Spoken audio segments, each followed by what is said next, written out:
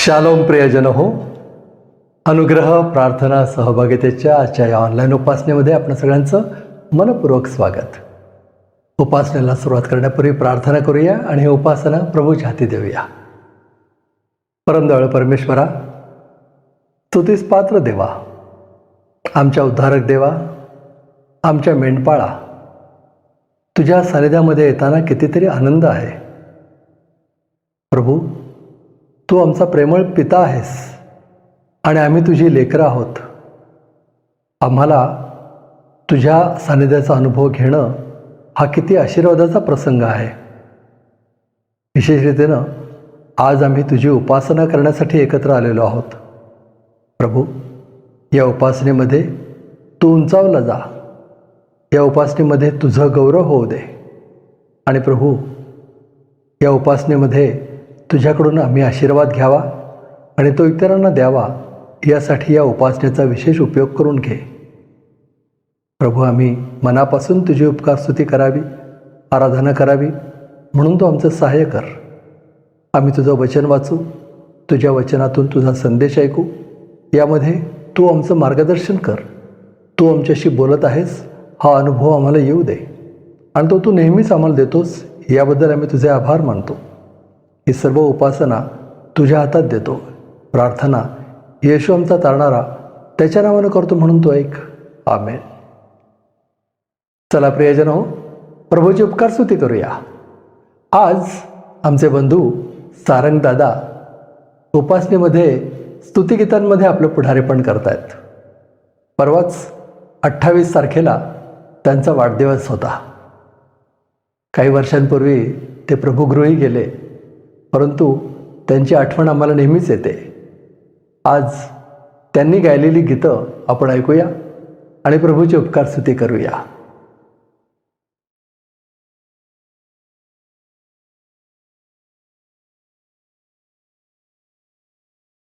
Shalom.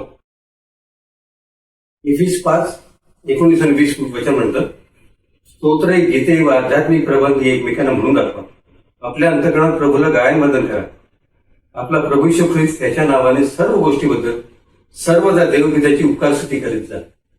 इफिस 1:20-22 वचन म्हणतं, देवाने येशूला मेलेल्यातून उठविले आणि सर्व सत्ता, अधिकार, सामर्थ्य, धनीपण, सांप्रत आणि भावी युगातील कोणतेही नाव घ्या, त्या सर्वाहून त्याला उंच करून स्वर्गात आपल्या उजवीकडे बसविले. त्याने सर्व काही त्याच्या पायाखाली ठेवले आणि त्याने सर्वावर मस्तक व्हावे म्हणून त्यास मंडळीला दिले. Praise the Lord. Reverend Narayan Vamanrao Tilak म्हणूनच म्हणतात, येशू नाम तुझे बहु गोड, लागते मना तुझी ओढ, लागते मना तुझी ओढ. तर चला आपण देवाला म्हणूया, आम्ही सर्वजण तुझी स्तुती आराधना करतो आणि संपूर्ण हृदयाने तुझा महिमा वर्णितो. तुझे नाव उंचावतो. येशू ये तारणारा, इमॅन्युएल, आम्हाबरोबर देव. यात सर्वजण सहभागी होऊया आणि म्हणूया, येशू नाम आहे बहु गोड, येशू नाम आहे बहु गोड, जगी नाहीच तया तोड, जगी नाहीच तया तोड, जगी नाहीच तया तोड.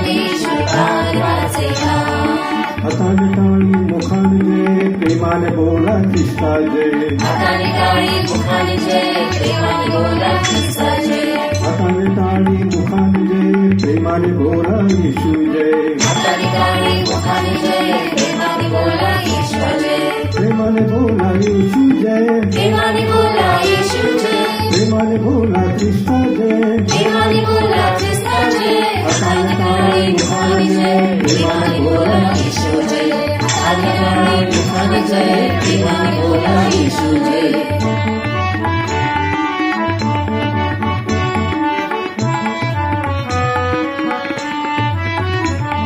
याहूया जय जयकार कराया माझ्या ख्रिस्ताचा या हो या जय जयकार कराया माझ्या ख्रिस्ताचा याहूया जय जयकार कराया माझ्या येशूचा या हो या जय जयकार कराया माझ्या येशूचा येशूचा या जगदुराचा माझ्या ख्रिस्ताचा येशूचा या जगदुराचा माझ्या ख्रिस्ताचा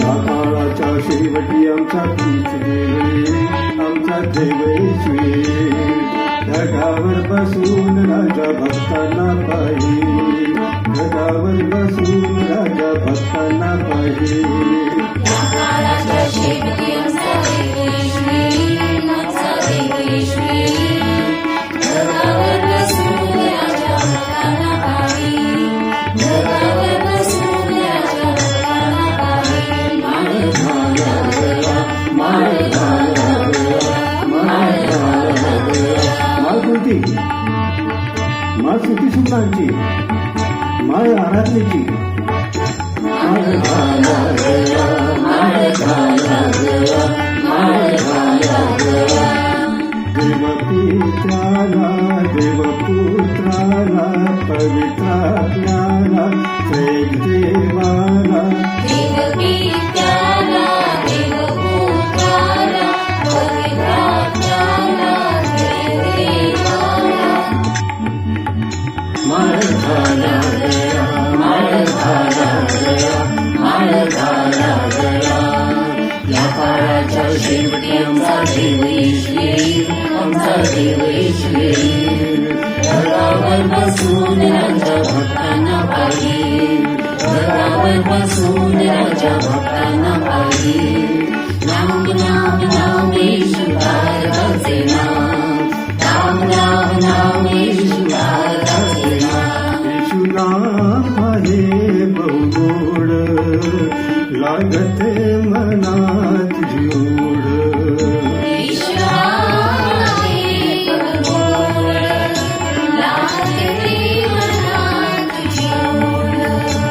येशू नाम आहे बहुगोड लागते मनात जीवड लागते मनात जीवड लागते मनात जीवड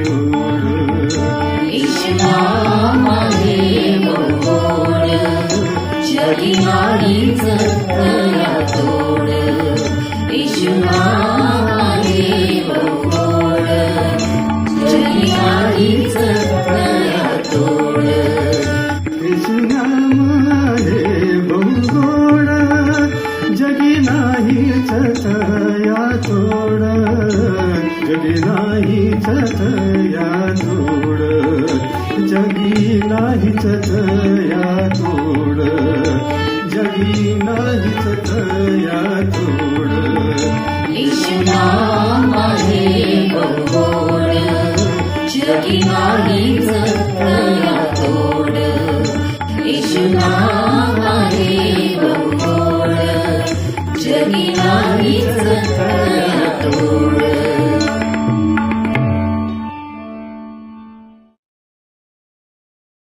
काय प्रियजन हो, कसा होता हा गजर? तुम्ही टाळ्या वाजवल्यात ना, प्रभूची स्तुती केलीत ना? मला खात्री आहे या गजरामध्ये तुम्हाला प्रभूची स्तुती करण्यातला आनंद मिळालेला आहे. आता प्रभूचं वचन वाचूया.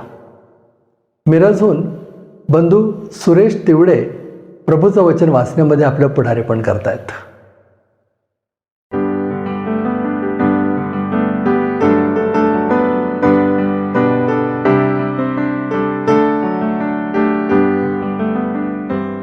परिसेकारास पत्र याचा 3रा अध्याय 18 ते 21 पर्यंत आपण वचन वाचून पाहूया. स्त्रियांनो, जसे प्रभूमध्ये उचित आहे त्याप्रमाणे तुम्ही आपापल्या पतीच्या अधीन असा. पतीनो, तुम्ही आपापल्या पत्नीवर प्रीती करा व तिच्याशी निष्ठुरतेने वागू नका. मुलांनो, तुम्ही सर्व गोष्टीत आपल्या आईबापाच्या आज्ञा पाळा, हे प्रभूला संतोषकारक आहे. बापानो, तुम्ही आपल्या मुलांना चिरडीस आणू नका, आणाल तर ती खिन्न होतील. देव आपल्या वचनावरती विशेष आशीर्वाद पाठव. आमेन.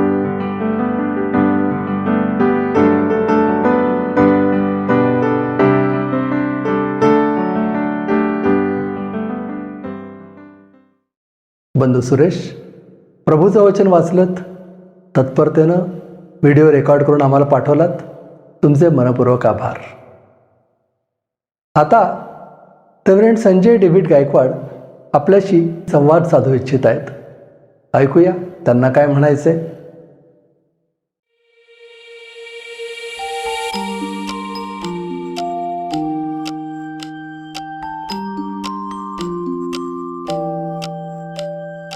शालोम. कसे आहात आपण सर्व? मला 1-2 साक्षी द्यायच्या आहेत. मागच्या आठवड्यामध्ये 2दा मी पडलो. एकदा आमच्या कुत्र्यांना मी फिरवत होतो आणि ठेच लागून मी पडलो आणि थोडंसं गुडघ्याला खरचटलं, पण तो जास्त काही लागलं नाही. आणि एक दिवस मी बँकेत जात होतो आणि स्कूटरवर जात होतो आणि अचानक मला चक्कर आली आणि कॅम्पमध्ये YWCAच्या अगदी समोर त्याच्या गेटच्या इथं माझा तोल गेला आणि मी पडलो. आता मला काही लागलं नाही, कारण स्कूटर मी थांबवलीच होती जवळजवळ. सर्वप्रथम परमेश्वराला धन्यवाद देतो की जरी मी पडलो तरीसुद्धा प्रभूने मला वाचवलं. अर्थात मी नेहमी हेल्मेट घालतो, त्यामुळं माझ्या डोक्याला वगैरे काही लागलं नाही किंवा दुसरी कुठलीही दुखापत अशी झाली नाही. मग शुक्रवारी आम्ही 7th डे ॲडव्हेंटिस्ट हॉस्पिटल जे सॅलिसबरी पार्कमध्ये आहे तिथे गेलो आणि डॉक्टर फिलिप जे अतिशय सिनियर असे फिजिशियन आहेत त्यांना भेटलो आणि त्यांनी आम्हाला फार सुंदर मार्गदर्शन केलं. त्यांनी मला हे सांगितले की तुमचा BP खाली वर होतोय, युअर BP इज डान्सिंग. मी त्यांना सांगितलं मला पण डान्स करायला आवडतं.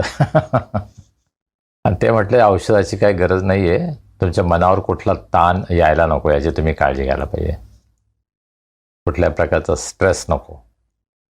आणि त्यांनी आमच्यासाठी प्रार्थना केली. डॉक्टर फिलिप यांचं हे वैशिष्ट्य आहे की ते आपल्या डोक्यावर हात ठेवून प्रार्थना करतात. जे ख्रिश्चन पेशंट्स आहेत त्यांच्यासाठी ते नेहमीच प्रार्थना करतात.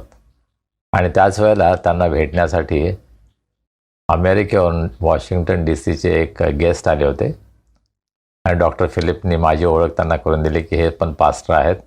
आणि मग त्यांनीसुद्धा माझ्यासाठी आणि डॉक्टर फिलिपसाठी प्रार्थना केली. तर फार मोठा आशीर्वाद होता नाही का. डॉक्टरला भेटायला मी गेलो पण त्या ठिकाणी माझ्यासाठी प्रार्थना करण्यात आली. एकमेकांसाठी प्रार्थना करणं ही किती मोठी संधी आणि सेवा आहे नाही का.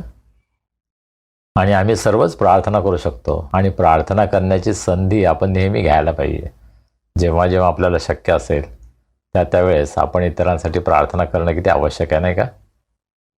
अर्थात आमच्यावर असा आरोप होतो की तुम्ही फक्त प्रार्थना करता, काहीच काम नाही करत. तर अर्थात प्रार्थनेला आमच्या कृतीची सुद्धा जोड असली पाहिजे. आमचा विश्वास आणि आमची कृती हे दोन्ही बरोबर व्हायला हवं, नाही का? जसं याकोबाच्या पत्रामध्ये याकोब सांगतो की क्रिया वाचून विश्वास व्यर्थ आहे. तर होय, आम्हाला प्रार्थना करायची आहे, परंतु आम्हाला कार्यसुद्धा करायचं आहे.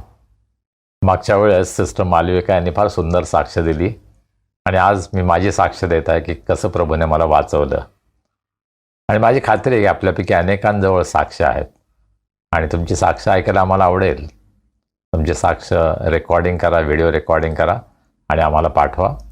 आणि आपल्या भक्तीमध्ये तुमची साक्ष जर इतरांसमोर गेली तर त्यामधून देवाचं गौरव होईल आणि देव इतरांना आशीर्वाद देईल, उत्तेजन देईल, हा माझा विश्वास आहे. मागच्या रविवारी आम्ही प्रतीक कालसेकर, रेव्हरंड डॉक्टर प्रमोद कालसेकर यांचा मुलगा, त्याच्या लग्नाला गेलो होतो वानवडीमध्ये.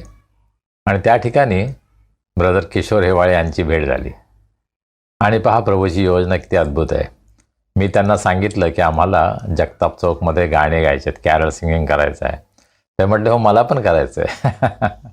आणि त्यांनी मला सांगितलं की मिस्टर प्रशांत जगताप जे आहेत, जे पुण्याचे माजी महापौर आहेत, राष्ट्रवादी पक्षाचे मोठे नेते आहेत, तर ते त्यांचे चांगले ओळखीचे आहेत. ते म्हटले की मी त्यांना भेटतो आणि आपण लगेच त्याची योजना करू. आणि मग दुसऱ्या दिवशी त्यांचा मला फोन आला की त्याच लग्नामध्ये प्रशांत जगतापसुद्धा त्यांना भेटले. पहा, प्रभू किती अद्भुत रीतीने आम्हाला चालवतो ना. ज्यावेळेस आपण प्रभूसाठी काहीतरी करायचं ठरवतो त्यावेळेस प्रभू आपल्यासाठी मार्ग तयार करतो. मिस्टर प्रशांत जगताप हे स्वतः म्हटले की मी सर्व व्यवस्था करतो, तुम्ही जरूर या आणि आमच्यासाठी ख्रिसमसची गाणी गा. तर 25 तारखेला संध्याकाळी हा कार्यक्रम व्हावा अशी त्यांची योजना आहे. आता आम्हाला सर्वप्रथम प्रार्थना योद्ध्यांची गरज आहे. पहा, ही गोष्ट केवळ कार्यक्रम म्हणून मला नाही करायची. कार्यक्रम पुष्कळ करतात, बरेच जण बऱ्याच गोष्टी करतात. आम्हाला प्रभूच्या वचनाची घोषणा करायची आहे आणि प्रभूची सेवा आम्हाला करायची आहे, प्रभूची साक्ष आम्हाला द्यायची आहे. आणि म्हणून माझी तुम्हाला सर्वांना विनंती आहे की या सेवेमध्ये तुम्ही सहभागी व्हा. तुम्ही कुठेही असाल, तुम्ही प्रार्थना करा. ख्रिसमसच्या गीतांच्याद्वारे जे आम्ही सेवा करणार आहोत त्यामधून प्रभूचं गौरव व्हावं, प्रभूचं नाव उंचावलं जावं, लोकांचं जीवन आशीर्वादित व्हावं, यासाठी आपण प्रार्थना करा. आणि मग आम्हाला चांगल्या गाणाऱ्यांची गरज आहे, चांगलं वाद्य वाजवणाऱ्यांची आम्हाला गरज आहे. गिटार, ढोलकी, कीबोर्ड अशी काही वाद्य ज्यांचा उपयोग आम्हाला करता येईल. आणि आपल्या ह्या कार्यक्रमासाठी मिस्टर जगताप सर्व काही व्यवस्था करणार आहेत. फक्त आम्हाला तिथं जाऊन गायचं आहे आणि प्रभूचं नाव उंच करायचं आहे. अर्थात थोडासा संदेश मी नेहमीच देतो. मी कुठे असलो तरी मी संदेश देण्याची संधी सोडत नाही. आणि म्हणून गीतांच्या दरम्यान 1-2 वाक्यांमध्ये मी ख्रिसमसचा संदेशसुद्धा देणार आहे. प्रभू येशू ख्रिस्ताच्या प्रीतीविषयी मी बोलणार आहे, प्रभू येशू ख्रिस्ताच्या बलिदानाविषयी मी बोलणार आहे. आणि म्हणून माझ्यासाठी प्रार्थना करा. जे सर्व भाग घेणारे आहेत त्यांच्यासाठी प्रार्थना करा. तुमच्यापैकी ज्यांना ज्यांना येणं शक्य आहे तुम्ही या तिथे. तुम्ही जरी गाणं गायलं नाही, काही प्रत्यक्ष केलं नाही, तरीसुद्धा तुमच्या उपस्थितीमुळे आम्हाला खूप मोठं उत्तेजन मिळेल. आणि म्हणून ज्यांना शक्य आहे त्यांनी जरूर 25 तारखेच्या संध्याकाळी या आउटरीच मिनिस्ट्रीसाठी, या सेवेसाठी जगताप चौक वानवडी या ठिकाणी जरूर या. हे आमंत्रण मी आत्ताच तुम्हाला देत आहे. तुमच्या कॅलेंडरमध्ये, तुमच्या डायरीमध्ये आत्ताच तुम्ही हे नोट करा आणि ही वेळ तुम्ही राखून ठेवा. आणि या ठिकाणी तुम्ही जरूर उपस्थित राहा. तुमच्यापैकी ज्यांना शक्य आहे, जे पुण्यामध्ये राहत नाहीत त्यांना अर्थातच मी असं सांगणार नाही, परंतु जे पुण्यामध्ये किंवा जवळपास राहतात त्यांना माझे आग्रहाचं आमंत्रण आहे, माझी विनंती आहे की आपण जरूर या ठिकाणी यावं आणि आपण सर्व मिळून प्रभूची स्तुती करूया, प्रभूची साक्ष देऊया. 25 तारखेला सर्वजण आपण चर्चला जाऊ याची मला खात्री आहे. जे कदाचित वर्षभर जाणार नाहीत ते 25 तारखेला चर्चला नक्की जातील. परंतु त्यापेक्षा महत्त्वाचं मला हे वाटतं की त्या दिवशी आपण अशा एखाद्या पब्लिक प्लेसमध्ये, सार्वजनिक ठिकाणी प्रभू येशू ख्रिस्ताची सुवार्ता आपण गाजवू शकतो. जोपर्यंत आम्हाला शक्य आहे, जोपर्यंत आम्हाला संधी आहे, तोपर्यंत हे काम करायचं आपण थांबवायला नको. पण अनेक ठिकाणी ख्रिस्ती लोकांवर हल्ले होतात. तुम्ही घरामध्ये प्रार्थना करतात तरीसुद्धा तुमच्यावर हल्ले केले जातात. अशी परिस्थिती अनेक राज्यांमध्ये, आज देशामध्ये आहे. परंतु आज जर प्रभूने आम्हाला हे स्वातंत्र्य दिलं आहे पुण्यामध्ये प्रभू येशू ख्रिस्ताची सुवार्ता गाजवण्याचं, तर मला असं वाटतं या संधीचा आपण जरूर फायदा घ्यायला पाहिजे. दुसरं जे ओझं प्रभूने आम्हाला दिलं आहे ते म्हणजे फातिमानगर या ठिकाणी जिथे आम्ही राहतो तिथे पुष्कळ कामगार आहेत. जे मोठं इमारतीचं बांधकाम, बिल्डिंग प्रोजेक्ट चालू आहे त्या ठिकाणी 100च्या वर कामगार एकत्र राहतात आणि त्यांना या ख्रिसमसच्या दिवसामध्ये प्रभू येशू ख्रिस्ताची सुवार्ता गीतांच्याद्वारे द्यावी ही आमची योजना आहे, इच्छा आहे. अर्थात आम्ही केवळ गाणंच नाही गाणार, आम्ही त्यांना केक देऊ किंवा इतर काही गोष्टी त्यांना देऊ आणि ख्रिस्त जन्माच्या आनंदामध्ये आम्ही त्यांना सहभागी करू. तुम्हाला ही चांगली संधी आहे. तुम्ही प्रार्थना करू शकता, तुम्ही आमच्याबरोबर येऊन उभे राहू शकता आणि जर प्रभू तुम्हाला प्रेरणा देतो तर त्यासाठी आपण दानही पाठवू शकता. तर ह्या 2 कार्यक्रमांची किंवा या सेवांची आपण विशेष आठवण ठेवा आणि आपल्याला जे काही शक्य आहे ते जरूर आपण या ख्रिसमसच्या दिवसामध्ये आपण प्रभूसाठी करूया. या सर्व उपक्रमांविषयी जर आपल्याला अधिक माहिती हवी असेल तर आमच्या व्हॉट्सॲप ग्रुपमध्ये त्याची माहिती आम्ही देणारच आहोत. परंतु वैयक्तिकरित्या जर आपल्याला माहिती हवी असेल तर आपण आमच्याशी संपर्क करू शकता आणि त्याविषयीची सर्व माहिती आम्ही आपल्याला नक्कीच देऊ. प्रियजन हो, तुमच्या साक्षी आम्हाला ऐकायला आवडतील. अवश्य जसं पाळक साहेबांनी सांगितलं, तुमची साक्ष आमच्याकडे जरूर पाठवा. आता वेळ झाली आहे दानार्पणाची. आपण आपलं दान प्रभूच्या चरणी आणूया आणि उपासना संगीतामधून हे गीत गाऊया.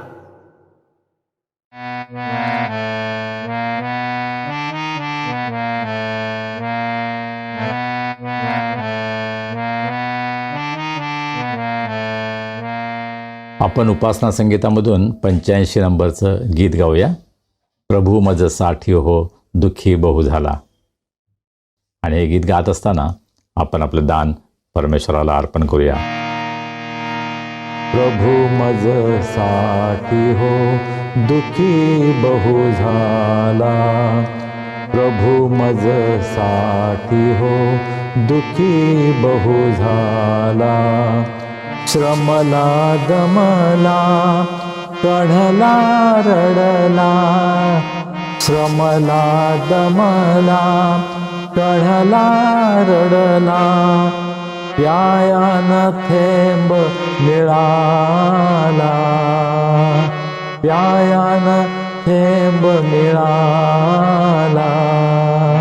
प्रभू मज साठी हो दुःखी बहु झाला. शोषिलिच्छितु दुस्सह फटके. शोषिलिच्छितु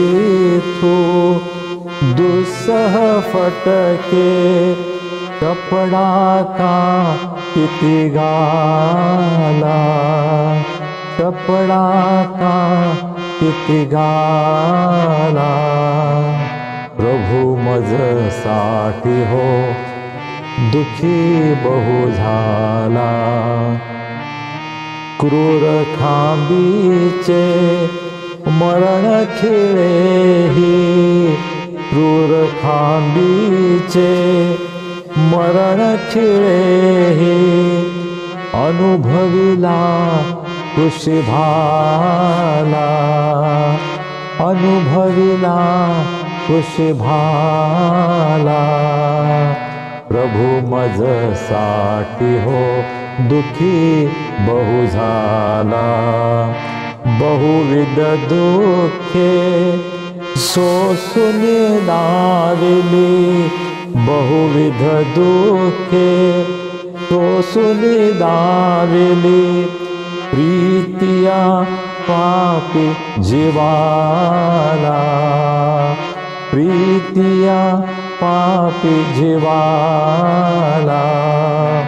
प्रभू मज साठी हो दुखी बहु झाला प्रभू मज साठी हो दुखी बहु झाला.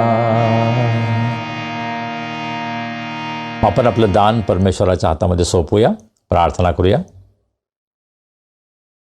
हे आमचे अत्यंत प्रेमळ परमेश्वरा, आम्ही तुझे मनापासून उपकार मानतो. आजचा दिवस आम्हाला दिलास तुझ्या पायाजवळ बसून तुझी स्तुती आराधना करण्यासाठी. तू आमचं सहाय्य केलंस. आजपर्यंत प्रभू तू आम्हाला सांभाळलंस, अद्भुत रीतीने आम्हाला चालवलंस. आम्हाला लागणाऱ्या सर्व गरजा तू पुरवल्यास. तुझा विश्वासूपणा, तुझा चांगुलपणा याचा अनुभव तू आम्हाला दिलास. प्रभू त्याबद्दल आम्ही मनापासून तुझे उपकार मानतो. आमचं तुझ्यावरील प्रेम व्यक्त करण्यासाठी अत्यंत अल्प असं दान आम्ही तुझ्या भांडारामध्ये आणलं आहे. प्रभू या दानाचा तू स्वीकार कर. हे दान तू आशीर्वादित कर आणि या दानाचा उपयोग सुवार्ता प्रसारासाठी, गोरगरीब गरजवंत यांच्या गरजा पूर्ण होण्यासाठी, अनुग्रह प्रेयर फेलोशिपच्या प्रत्येक सभासदावर आणि हा संदेश जो ऐकत आहेत त्या प्रत्येकांच्या जीवनामध्ये तुझे मोठे आशीर्वाद आणण्यासाठी प्रभू या दानाचा उपयोग तू करून घे, अशी आम्ही तुला विनंती करतो. आम्ही तुझ्या वचनाकडे वळत असताना प्रभू आम्ही तुझं सहाय्य मागतो. आम्ही हे कबूल करतो की आम्हाला ज्ञान नाही, आम्हाला बुद्धी नाही, परंतु तुझ्यावर आम्ही अवलंबून राहतो. आम्ही प्रार्थना करतो, पवित्र आत्म्याच्या द्वारे तुझ्या वचनाचा उलगडा तू आम्हाला कर. तू आम्हाला आशीर्वादित कर. तुझ्या निकट येण्यासाठी या शास्त्राच्या अभ्यासाचा उपयोग तू करून घे, अशी आम्ही तुला विनंती करतो. प्रभू आम्ही सर्वजण स्वतःला तुझ्या हातामध्ये सोपवतो. तू आम्हाला चालव. तारणारा प्रभू येशू ख्रिस्त याच्या नावाने आम्ही प्रार्थना करतो म्हणून तो ऐक. आमेन.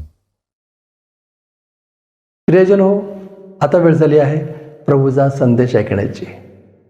रेव्हरंड संजय डेव्हिड गायकवाड आपल्या सगळ्यांचे आवडते देवाचे सेवक प्रभूचा संदेश आपल्यापर्यंत आणतायत. त्यांना आपण प्रार्थना करून प्रभूच्या हाती सोपवूया. प्रार्थना करू. परमदयाळू परमेश्वरा, आता आम्ही तुझ्या वचनाकडे वळतो. तुझं वचन तू आम्हाला स्पष्ट करून सांग. तुझ्या सेवकाची तू नियुक्ती केलेली आहेस, याबद्दल आम्ही तुझे आभार मानतो. प्रभू, आम्ही तुला विनंती करतो, तुझ्या सेवकाला सबळ कर. तू त्याच्याद्वारे आमच्याशी बोल. आणि प्रभू, तुझं वचन आमच्याकडे येत असताना आम्ही ते नम्रपणे स्वीकारावं आणि त्यानुसार आमच्या जीवनामध्ये आवश्यक ती सुधारणा करावी, म्हणून तू आमचं सहाय्य कर. आमच्याद्वारे इतरांना आशीर्वाद मिळण्यासाठी आज तुझ्या वचनाचा उपयोग करून घे, अशी आम्ही तुला प्रार्थना करतो. तुझ्या सेवकाला आणि आम्हा सर्वांना आम्ही तुझ्या हातात देतो. ही प्रार्थना येशू आमचा तारणारा त्याच्या नावानं करतो म्हणून तो ऐक. आमेन. चला प्रियजन हो, प्रभू आपल्याशी बोलू इच्छितोय. ऐकूया.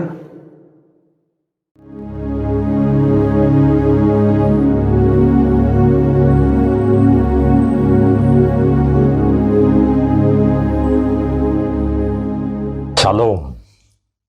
आपण प्रभूच्या वचनाकडे वळूया. कलसेकरास पत्राचा अभ्यास आपण करत आहोत. मागच्या रविवारची भक्ती आणि देवाचं वचन आपल्यासाठी आशीर्वादित झालं आहे, आमचा विश्वास आहे.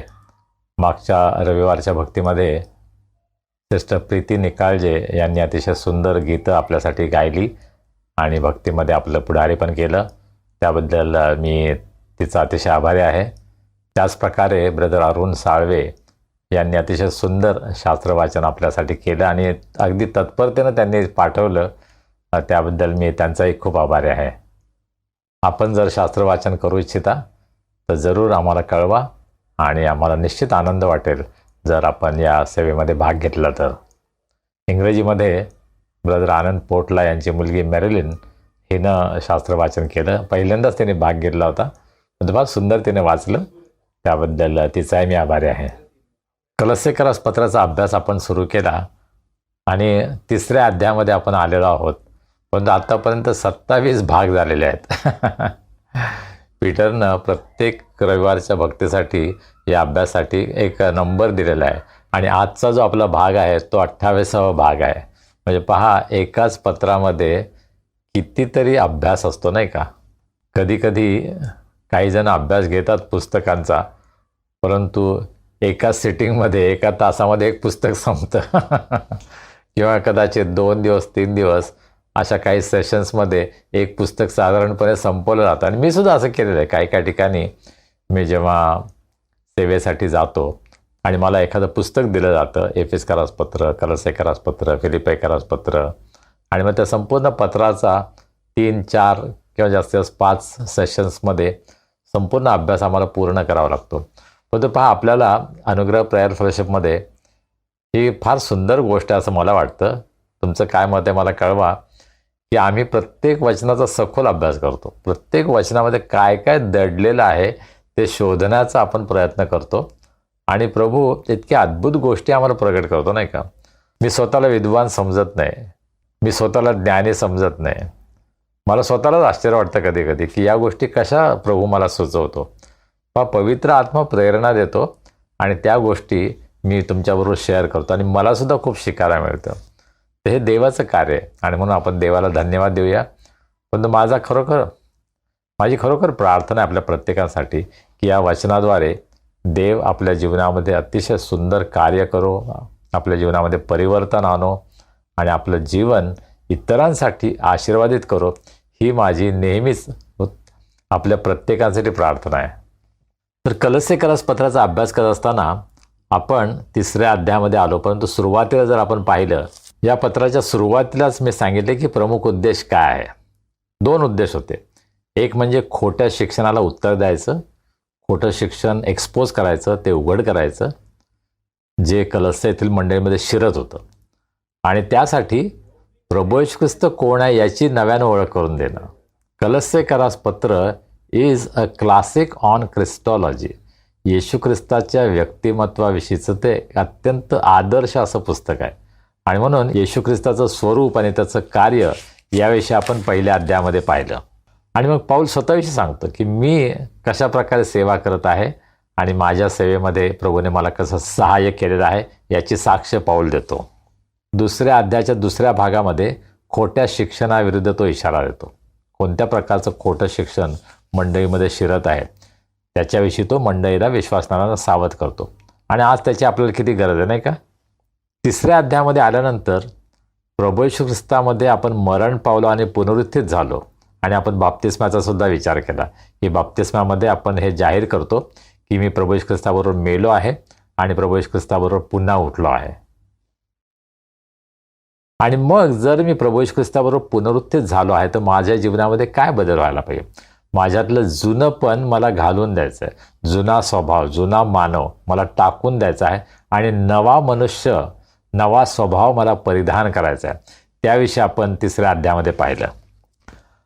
आणि 3ऱ्या अध्यायामध्ये त्याविषयी सांगत असताना पाऊल 3ऱ्या अध्यायाच्या 12 वचनामध्ये काय सांगतो, तुम्ही देवाचे पवित्र, प्रिय, निवडलेले लोक आहात.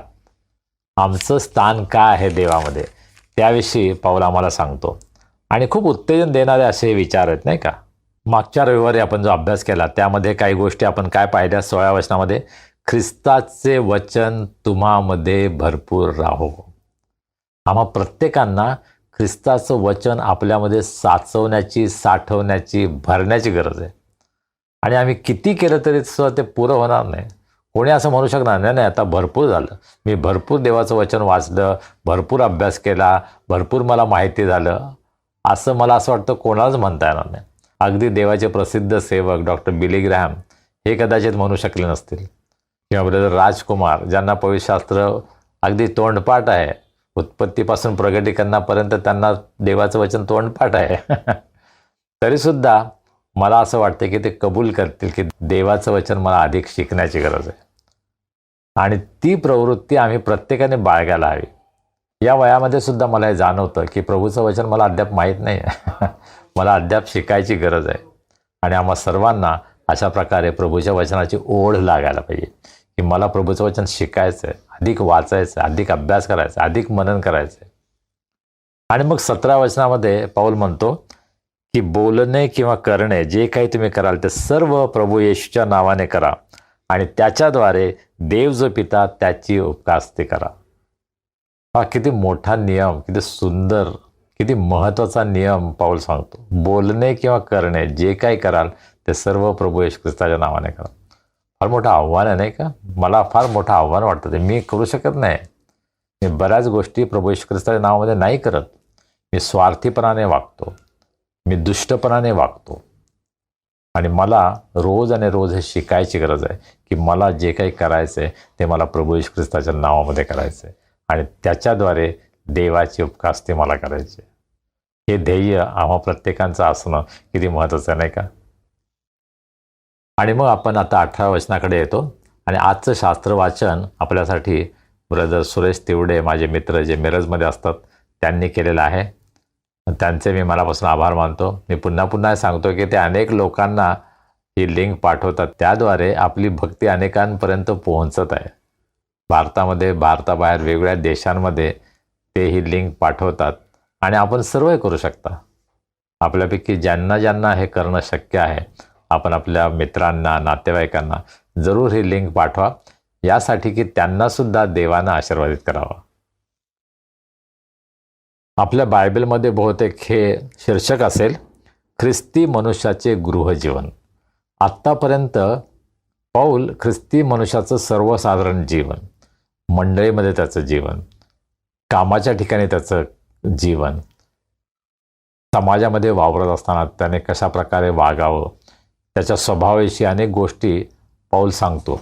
परंतु आता तो अत्यंत विशिष्ट गोष्टीवर लक्ष केंद्रित करतो आणि ते म्हणजे कुटुंब, ख्रिस्ती मनुष्याचे गृहजीवन. आणि हा विषय आम्हा सर्वांच्या जिव्हाळ्याचा नाही का? कारण आम्ही सर्व कुटुंबामध्ये राहतो.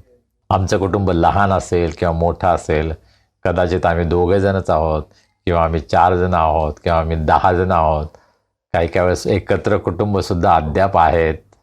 परंतु आम्ही सर्वजण आपलं जीवन कुटुंबाच्या संबंधामध्ये जगत असतो. We live in reference to a family. आपण आपल्या कुटुंबाशी निगडीत आहोत. जरी कदाचित आमच्यापैकी काही जण कुटुंबापासून दूर असाल तरीसुद्धा कुटुंबाशी आमचे संबंध नेहमी असतात नाही का? तर कुटुंब आपल्या जीवनामध्ये किती महत्त्वाचं आहे. विशेषतः भारतामध्ये निश्चितच परंपरेनं आपण जे पाहतो की कुटुंब व्यवस्था अत्यंत महत्त्वाची आहे. आमच्यामध्ये पुष्कळ भांडणं होतात, आम्ही एकमेकांशी भांडतो, बरंच काही करतो, परंतु कुटुंब मात्र आम्ही सोडत नाही. कुटुंबाशी आम्ही जुडलेले आहोत. तर या कुटुंबामध्ये आम्ही कसं जीवन जगावं याविषयी पौल मार्गदर्शन करतो.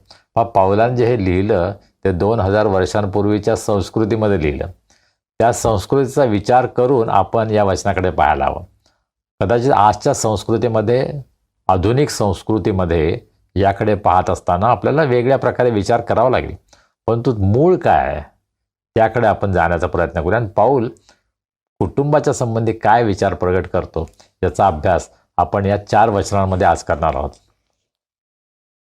आणि पहा, या 4ही वचनांमध्ये 18, 19, 20, 21 या वचनांमध्ये तो एक एक कुटुंबाचा घटक घेतो आणि एकच गोष्ट त्याविषयी सांगतो आणि ते आपण पाहूया.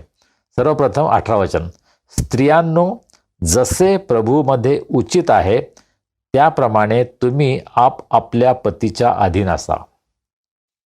पहा, पौल आता सर्वसाधारण बोलत नाही. तो सर्वसाधारण विश्वासणाऱ्यांना, मंडळीला बोलत नाही. विशिष्ट गटाला आता तो ॲड्रेस करत आहे, त्यांच्याकडे तो बोर्ड दाखवत आहे, त्यांच्याशी तो बोलत आहे. आणि तो म्हणतो स्त्रियांनो, मंडळीमध्ये स्त्रियांशी तो बोलत आहे. आणि स्त्रियांशी बोलत असताना तो सर्वसाधारण स्त्रियांशी बोलत नाही, परंतु विवाहित स्त्रीबरोबर बोलत आहे.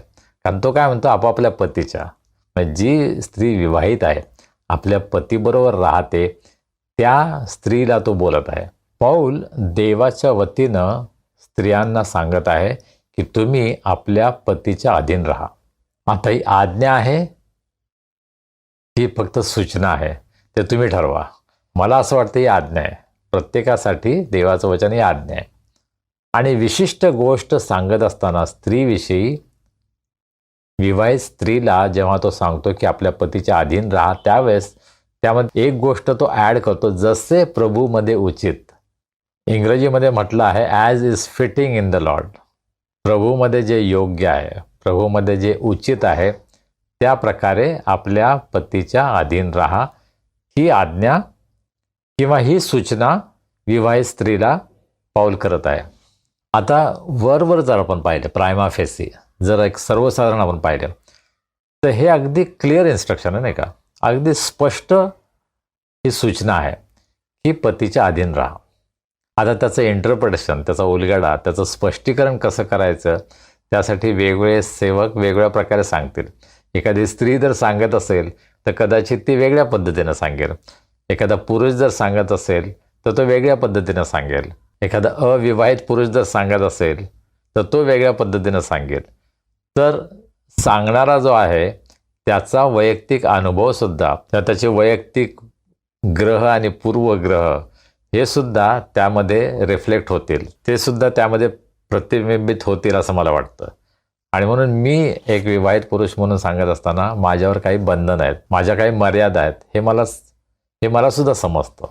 आणि माझा निश्चितच पूर्वग्रह असू शकतो, परंतु देव काय सांगत आहे ते समजून घ्यायचा आपण प्रयत्न करूया. वरवर जर आपण पाहिलं तर हे अगदी स्पष्ट आहे की स्त्रीनं आपल्या पतीच्या अधीन असावं. परंतु पाऊल त्यामध्ये जणू काय एक गोष्टीची भर टाकतो की जसं प्रभूला आवडतं तसं, प्रभूला काय आवडतं हे समजून घेऊन तुम्ही आपल्या पतीच्या अधीन असा. हा सर्वात मोठी समस्या मानवाची, किंवा स्त्रियांची नाही, सगळ्या मानवाची सर्वात मोठी समस्या काय आहे माहिती आहे का? अधीन न होणं, बंड करणं. बंडखोर प्रवृत्ती ही सर्व मानव जमातीचं एक वैशिष्ट्य आहे. ही मोठी समस्या आहे. आणि ते कुठं सुरू झाली? एदेन बागेमध्ये. परमेश्वर देवानं आदाम आणि हवा यांना अगदी स्पष्ट सूचना दिली होती की बागेतील मधल्या झाडाचं फळ खाऊ नका. परंतु सैतान जेव्हा त्यांना भेटला तेव्हा सैतानाने काय सांगितलं? देवाने खरंच असं सांगितलंय का? आणि सैतान हा लबाडांचा बाप आहे. त्याने सांगितले नाही, तुम्ही मरणार नाही, उलट तुमचे डोळे उघडतील. पण देवानं एक सूचना केली होती, परंतु सैतानानं त्यांना भुरळ पाडली, मोहात पाडलं आणि देवाविरुद्ध बंड करण्यासाठी त्यांना उद्युक्त केलं. आणि हवा आणि आदाम त्याला बळी पडले. सर्वप्रथम हवा, तिनं सैतानाचं ऐकायलाच नको होतं नाही का? सैतानाचं बोलणं तिने धुडकावून लावायला पाहिजे होतं. दुसरी गोष्ट, तिने आपल्या पतीचा सल्ला घ्यायला पाहिजे होता. तुला सांगण्या अगोदर मी आधी पतीला विचारते असं ती म्हणू शकली असते. परंतु हवेचा प्रॉब्लेम हा होता की ती कदाचित ती आपल्या पतीच्या आधी नव्हती. आणि तिची ही चूक किती भयंकर महागात पडली संपूर्ण मानव जातीला हे आज आपण पाहतो. तिनं आपल्या पतीचा सल्ला न घेता सैतानाचं ऐकलं, ते फळ खाल्लं आणि आपल्याबरोबर आपल्या पतीला दिलं आणि त्याला सुद्धा त्या पापामध्ये सहभागी करून घेतलं. पण स्त्रीमध्ये प्रचंड सामर्थ्य आहे. स्त्रीला आपण अबला समजतो, परंतु स्त्री अत्यंत बलवान आहे तसं पाहिलं तर. अशा अनेक गोष्टी आहेत की ज्या केवळ स्त्रीच करू शकते. आणि म्हणून कदाचित स्त्रीला अधीन असणं फार कठीण आहे.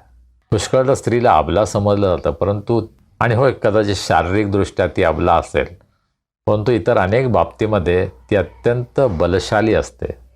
मुलांना जन्म देणं, मुलांना मोठं करणं आणि असे अनेक प्रसंग स्त्रियांवर येतात की त्यावेळेस त्यांचं सामर्थ्य काय आहे हे प्रगट होतं.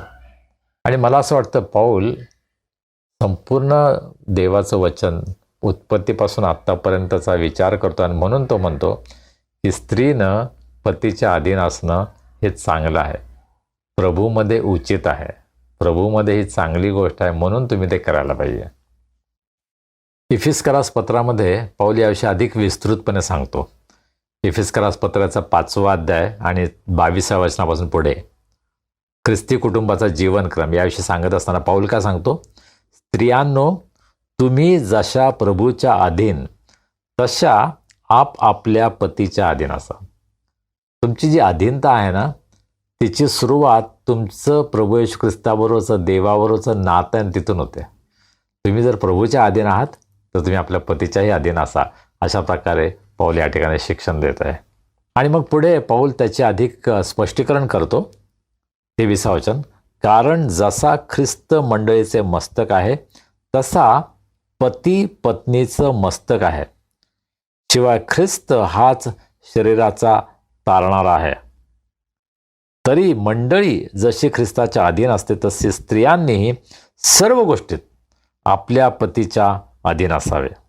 तर 3 वचनांमध्ये पौल या गोष्टी अधिक स्पष्ट करतो आणि ख्रिस्त आणि मंडळी याचं उदाहरण तो घेतो आणि तो म्हणतो जसं मंडळी ख्रिस्ताच्या अधीन आहे तसं स्त्रियांनी आपल्या पतीच्या अधीन असावं. आता या अधीनतेमध्ये काही कंपार्टमेंट्स नाही आहेत. चर्चमध्ये फक्त अधीन राहा, मुलांना मोठं करण्याच्या बाबतीमध्ये अधीन राहा किंवा विशिष्ट बाबतीमध्ये अधीन राहा. इतर वेळेला तुम्ही स्वतंत्र आहात, तुम्ही अधीन असण्याची गरज नाही असं पौल सांगत नाही.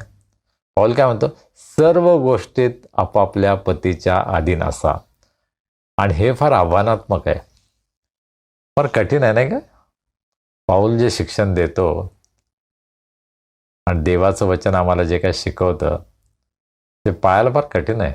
आज आपण अशा जगामध्ये राहतो की जिथे आम्ही सर्व समान आहोत याच्यावर फार भर दिला जातो, इक्वॅलिटी ऑफ ऑल.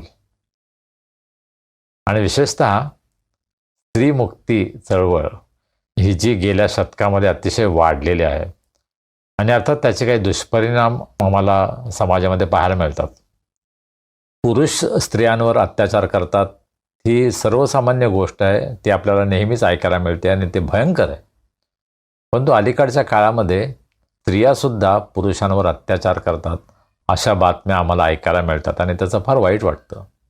दिल्लीमध्ये एक नेव्हल ऑफिसर होता, त्याच्या पत्नीनं आपल्या एका बॉयफ्रेंडच्या मित्राच्या मदतीनं आपल्या पतीची हत्या केली आणि आपल्या पतीच्या शरीराचे तुकडे केले आणि ते फ्रीजमध्ये ठेवले होते.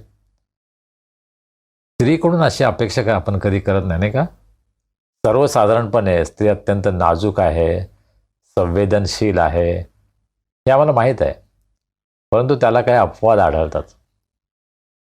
आणि आज आपण अशा जगामध्ये राहत आहोत की आजच्या जगामध्ये स्त्री पुरुष समानतेवर प्रचंड भर दिला जातो आणि ते कदाचित योग्य आहे. परंतु पवित्र शास्त्राचा दृष्टिकोन काय आहे, देव याविषयी काय बोलतो हे सुद्धा आपण समजून घ्यायला हवं. आणि मला असं वाटतं की पवित्र शास्त्र ज्या अधीनतेविषयी बोलतं ना ते निगेटिव्ह नाही बोलत, ते पॉझिटिव्ह आहे. जर तुम्ही आईवडील आहात तर तुमच्या मुलांनी तुमच्या अधीन राहावं अशी तुमची अपेक्षा असते. त्यामध्ये आपला अधिकार गाजवावा ही भावना नसते, परंतु आपल्या मुलांचं संरक्षण व्हावं, त्यांची आपण काळजी घ्यावी, त्यांना त्रास होऊ नये, त्यांनी काही चुकीच्या गोष्टी करू नयेत म्हणून त्यांनी आपल्या अधीन असावं ही आमची अपेक्षा असते. आणि मला असं वाटतं देव त्याच प्रकारे विवाहित स्त्रीपासून अपेक्षा करतो की तिनं आपल्या पतीच्या अधीन असावं. त्यामध्ये तिचा फायदा आहे, त्यामध्ये देवाचा आशीर्वाद आहे. जी स्त्री बंड करते, देवाच्या व्यवस्थेच्या विरुद्ध वागते, त्या घरामध्ये संघर्ष आहे, त्या घरामध्ये वाद आहे, त्या घरामध्ये भांडण आहे आणि त्या घरामध्ये शेवटी नाश आहे. अशी अनेक उदाहरणं आमच्यासमोर आहेत की ज्या ठिकाणी पती पत्नीमध्ये एक वाक्यता नाही, कारण पत्नी पतीच्या अधीन नाही आहे. आणि त्याचप्रकारे पतीसुद्धा कदाचित आपल्या पत्नीचं मत विचारात घेत नाही. त्या ठिकाणी पुष्कळ समस्या निर्माण होतात आणि याचा परिणाम मुलांवर होतो. एखादी स्त्री जर आपल्या पतीच्या अधीन नसेल तर आपल्या मुलांना ती आईवडिलांच्या अधीन राहायला नाही शिकू शकणार, कारण जे आपल्या आईच्या जीवनामध्ये मुलांना दिसणार नाही ते आपल्या जीवनामध्ये करण्यासाठी मुलांची तयारी नसेल. आणि म्हणून प्रत्येक आईसमोर, प्रत्येक विवाहित स्त्रीसमोर हे आव्हान आहे की माझ्या मुलांसाठी सुद्धा मी पतीच्या अधीन असणं यामध्ये माझा फायदा आहे. पवित्र शास्त्रामध्ये अनेक उदाहरणं आपल्याला पाहायला मिळतात की जी स्त्री आपल्या पतीच्या अधीन आहे देव तिचा उपयोग करून घेतो. आणि आजसुद्धा समाजामध्ये, संपूर्ण जगामध्ये अशी अनेक उदाहरणं आमच्यासमोर आहेत. अनेक कुटुंब आपल्यासमोर आहेत की ज्या ठिकाणी एक पत्नी आपल्या पतीच्या अधीन असते, ते कुटुंब देव अत्यंत आशीर्वादित करतो. आणि म्हणून आज आम्हा सर्वांसमोर हे आव्हान आहे, आम्ही देवाची आज्ञा पूर्ण करायची की आम्ही जगामध्ये ज्या प्रकारे लोक वागतात त्याप्रमाणे आम्ही वागायचं. पवित्र शास्त्र ज्यावेळेस पत्नीनं अधीन असावं असं म्हणतं, त्याचा अर्थ देव पत्नीला कमी दर्जाचा लेखतो, तिला कमी लेखतो असं नाही आहे. कुटुंबामध्ये एक व्यवस्था असावी या हेतूनं मला असं वाटतं परमेश्वराने हा नियम लावलेला आहे. जर एखाद्या कंपनीमध्ये जर तुम्ही काम करता आणि तुमचे जर एखादे बॉस आहेत, तर त्या बॉसच्या अधीन सर्व कर्मचाऱ्यांनी राहावं अशी अपेक्षा असते. जर एखादा कर्मचारी म्हटला, तू कोण बॉस, मी नाही तुझं ऐकणार, मी माझ्या मनाप्रमाणे वागणार, तर त्या ठिकाणी संघर्ष निर्माण होईल आणि कदाचित ती गोष्ट सर्वांसाठी त्रासदायक होऊ शकते. आणि तीच गोष्ट अनेक कुटुंबामध्ये होत असते. मग पाऊल असं म्हणतो की प्रत्येक स्त्रीनं आपल्या पतीच्या अधीन असावं, ते स्वतःच्या इच्छेनं, जबरदस्तीनं नाही. जर जबरदस्ती असेल तर त्याला अधीनता म्हणतच नाहीत. फक्त देखावा करणं की मी अधीन आहे, जगाला दाखवण्यासाठी केवळ अधीन आहे असं दाखवणं, ती खरी अधीनता नाही आहे. कारण देव आमचं अंतःकरण पाहतो. अंतःकरणापासून जी स्त्री आपल्या पतीच्या अधीन असते, माझा असा विश्वास आहे की ते जीवन, ते कुटुंब अत्यंत आशीर्वादित असतं. मी तुम्हाला सांगितलं की कदाचित माझा पूर्वग्रह दूषित माझं बोलणं आहे. आय एम बायस्ड, कारण मी एक पती आहे आणि म्हणून माझे विचार सगळ्यांना पटणारच आहेत असं मला वाटत नाही. परंतु देव काय सांगतो ते ऐकण्याचा आपण प्रयत्न करूया. 19 वचन, पतींनो तुम्ही आपापल्या पत्नीवर प्रीती करा व तिच्याशी निष्ठुरतेने वागू नका. 18 वचनामध्ये स्त्रियांसाठी एकच गोष्ट सांगितली, पतीच्या अधीन असा. 19व्या वचनामध्ये पतीसाठी एकच गोष्ट सांगितली, आपल्या पत्नीवर प्रीती करा. एखादं नवविवाहित जोडपं असतं, त्यांच्याकडे जर आपण पाहिलं तर पती आपल्या पत्नीवरील प्रेम प्रगट करण्यासाठी कितीतरी गोष्टी करत असतो, नाही का? वेगळा मार्ग तो शोधतो की आपलं प्रेम प्रगट करावं. आणि त्यासाठी पुष्कळ तो खूप कष्ट घेतो, पुष्कळ पैसे खर्च करतो. परंतु जसं विवाह पुढे पुढे जातो त्यानंतर त्या प्रेमाला जणू काही ओहोटी लागते. मग अशा वेळेला त्या पतीचं आपल्या पत्नीवरील प्रेम कमी झालेलं असतं का? मला नाही वाटत. मला असं वाटतं की सुरुवातीचं जे असतं ते कदाचित फक्त आकर्षण असतं आणि एक नवीनपणा त्यामध्ये असतो, म्हणून ते प्रेम दाखवण्याचा प्रयत्न असतो. परंतु खरं म्हणजे पती पत्नी एकमेकांच्या प्रेमामध्ये अधिक प्रौढ होत जातात. ते मॅच्युअर इन लव्ह. आणि ही मॅच्युरिटी, ही प्रौढता आहे, ती फक्त वरवर दाखवण्यासारखी नसते, परंतु ती अंतःकरणापासून असते. आणि विशेषतः आपल्या पत्नीच्या आजारपणामध्ये, अडचणीमध्ये ते प्रेम आपल्याला दिसून येतं. पुष्कळदा असं म्हणतात की अनेक पुरुष आपलं प्रेम उघडपणे प्रकट करत नाही. त्यांच्या अंतःकरणामध्ये प्रेम असतं परंतु ते उघडपणे प्रकट करत नाही. आणि त्यामुळे पुष्कळदा गैरसमज होतो, हा माणूस आपल्या पत्नीवर प्रेम करतो की नाही. आणि अर्थात भारतीय संस्कृतीचा जर आपण विचार केला तर भारतीय संस्कृतीमध्ये स्त्री आणि पुरुष दोघांनाही आपलं प्रेम उघडपणे व्यक्त करण्यामध्ये पुष्कळदा मर्यादा असतात, बंधनं असतात. पुष्कळदा पाश्चिमात्य देशांकडे आपण पाहतो आणि त्या ठिकाणी ज्या उघड रीतीनं प्रेम प्रगट केलं जातं आणि कधीकधी आमचा गैरसमज होतो की खरं प्रेम तेच असावं. परंतु नाही, खरं प्रेम हे अंतःकरणापासून असतं आणि कसोटीच्या काळामध्ये, दुःखाच्या, संकटाच्या, त्रासाच्या काळामध्ये या प्रेमाची कसोटी लागते. पतीचं पत्नीविषयी प्रेम याविषयी बोलत असताना इफिस्करास पत्रामध्ये पाऊल त्याचा उलगडा फार सुंदर रीतीने करतो. इफिस्करास पत्र याचा 5वा अध्याय आणि 25व्या वचनापासून पुढे, पतींनो जशी ख्रिस्ताने मंडळीवर प्रीती केली तशी तुम्ही आपापल्या पत्नीवर प्रीती करा. ख्रिस्ताने मंडळीवर प्रीती केली आणि स्वतःला तिच्यासाठी समर्पण केले, अशासाठी की तिला त्याने वचनाद्वारे जलस्नानाने स्वच्छ करून पवित्र करावे आणि गौरवयुक्त मंडळी अशी ती स्वतःला सादर करावी. म्हणजे तिला डाग, सुरकुती किंवा अशासारखे काही नसून ती पवित्र व निर्दोष असावी. त्याचप्रमाणे पतींनी आपापली पत्नी आपलेच शरीर आहे असे समजून तिच्यावर प्रीती करावी. जो आपल्या पत्नीवर प्रीती करतो तो स्वतःवरच प्रीती करतो आणि मग पुढे जाऊन या प्रीतीचं प्रगटीकरण लग्नानंतर कशा प्रकारे होतं याविषयी बोलत असताना 31व्या वचनामध्ये पाऊल म्हणतो, म्हणून पुरुष आपल्या आईबापांना सोडून आपल्या पत्नीला जडून राहील आणि ती उभयता एक देह होतील. मग पतीनं पत्नीवर प्रेम करावं हे जगी प्रमाणावर आधारित नाही आहे, हे आध्यात्मिक गोष्टीवर आधारित आहे. It is on spiritual standard. पाऊल त्याला अत्यंत उच्च असं स्वरूप देतो.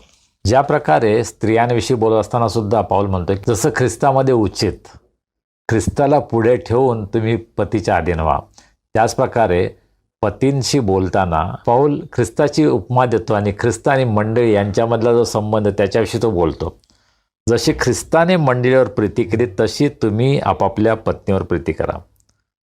आणि पुढे जाऊन तो म्हणतो की ख्रिस्ताने मंडळीवर प्रीती केली आणि स्वतःला तिच्यासाठी समर्पण केले.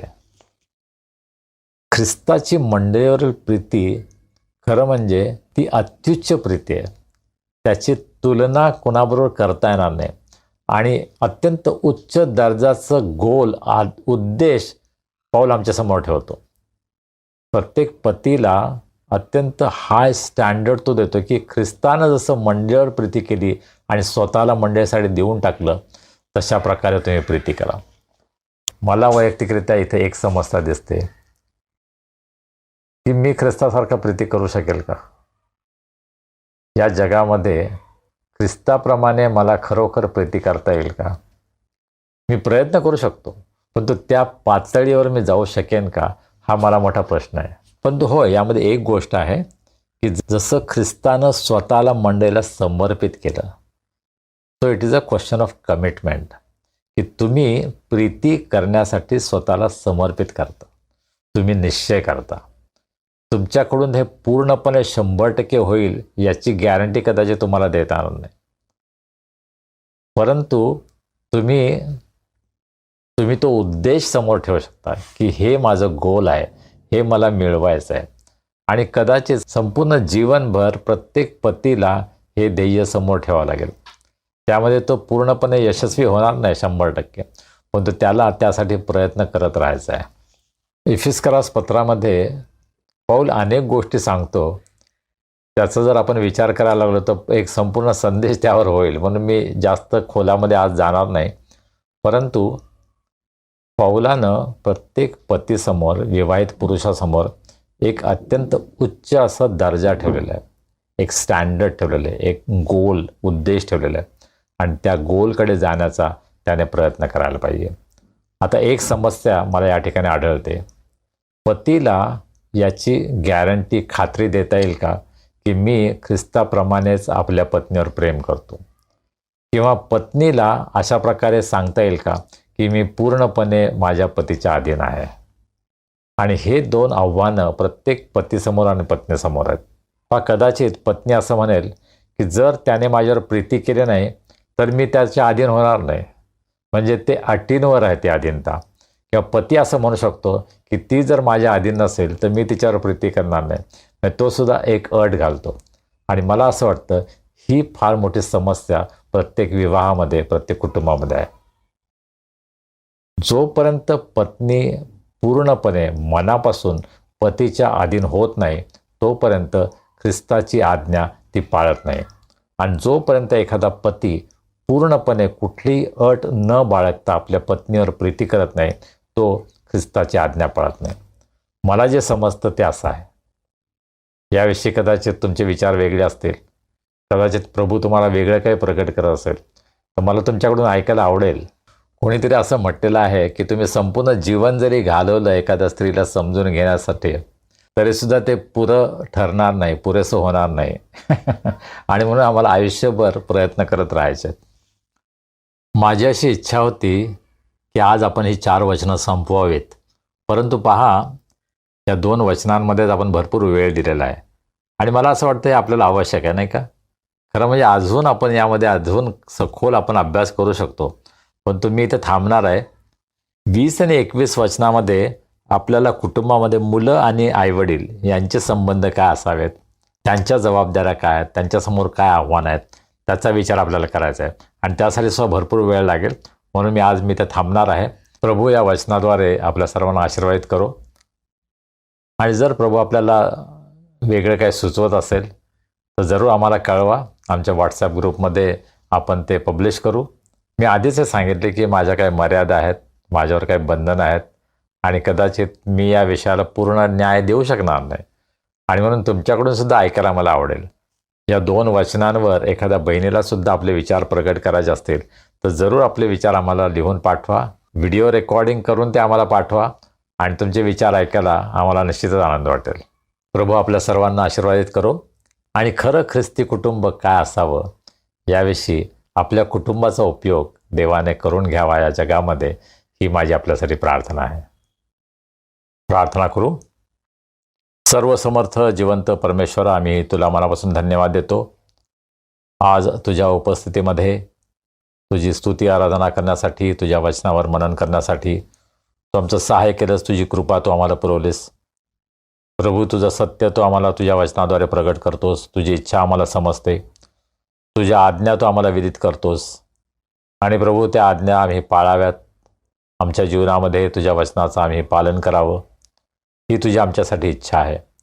आज आम्ही जे काय ऐकले आहे, ज्यावर आम्ही मनन केलेलं आहे प्रभुदेवा, त्या गोष्टींचा उलगडा तू आम्हाला तुझ्या पवित्र आत्म्याच्याद्वारे कर.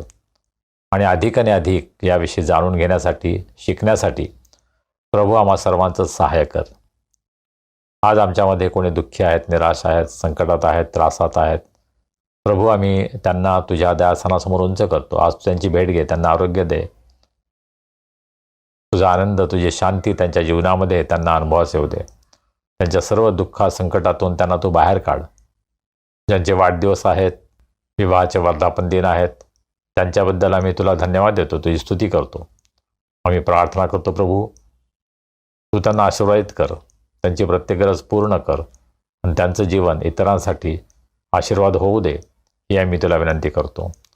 या येणाऱ्या आठवड्यामध्ये तू आम्हा सर्वांना सांभाळ, सुरक्षित ठेव, आरोग्य दे. तुझी सेवा करण्यासाठी, तुझी साक्ष देण्यासाठी प्रभू आम्हा प्रत्येकांचा उपयोग तू करून घे, अशी आम्ही तुला विनंती करतो. मान, महिमा, गौरव आम्ही तुला देतो आणि प्रार्थना तारणारा प्रभू येशू ख्रिस्त याच्या नावाने आम्ही करतो म्हणतो आहे. आमेन. प्रभूनं शिकवलेली प्रार्थना करूया. हे आमच्या स्वर्गातील बापा, तुझे नाम पवित्र मानले जावो, तुझे राज्य येवो, जसे स्वर्गात तसे पृथ्वीवरही तुझ्या इच्छेप्रमाणे हो. आमची रोजची भाकर आज आम्हाला दे आणि जसे आम्ही आपल्या अपराधांची क्षमा करतो तशी तू आम्हाला आमच्या अपराधांची क्षमा कर. आणि आम्हास परीक्षित आणू नकोस, तर आम्हास वाईटापासून सोडव. कारण की राज्य, सामर्थ्य आणि गौरव ही सर्व काळ तुझीच आहेत. आमेन. आणि आता देवी बापाची प्रीती, प्रभू येशू ख्रिस्ताची कृपा, पवित्र आत्म्याची सहभागिता, शांती, आनंद आणि आरोग्य आम्हा सर्वांसह, आमच्या कुटुंबाबरोबर, देवाच्या सर्व लोकांबरोबर आता आणि सदा सर्व काळ असो. आमेन. सुवंद्य देवा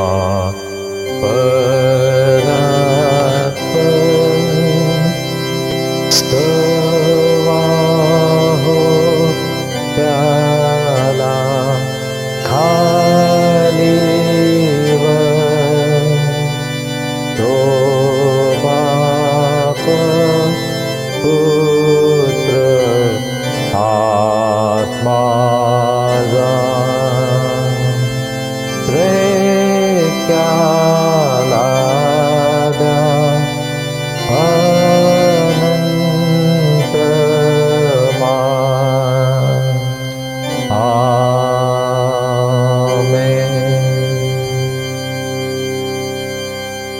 शालोम. काय प्रयोजन हो? कशी वाटली उपासना? प्रभूनं आशीर्वाद दिला? उपासनेची लिंक आपल्या मित्रमंडळी, नातेवाईकांना पाठवताय ना? आणि हो, त्यांना अवश्य आपलं यूट्यूब चॅनल सबस्क्राईब करायला सांगा. यामुळं या उपासनेची सूचना तुम्हाला आपोआपच मिळेल आणि व्हॉट्सॲपवर लिंक शोधण्याची गरज पडणार नाही. आता भेटूया पुढील रविवारी. तोपर्यंत शालोम.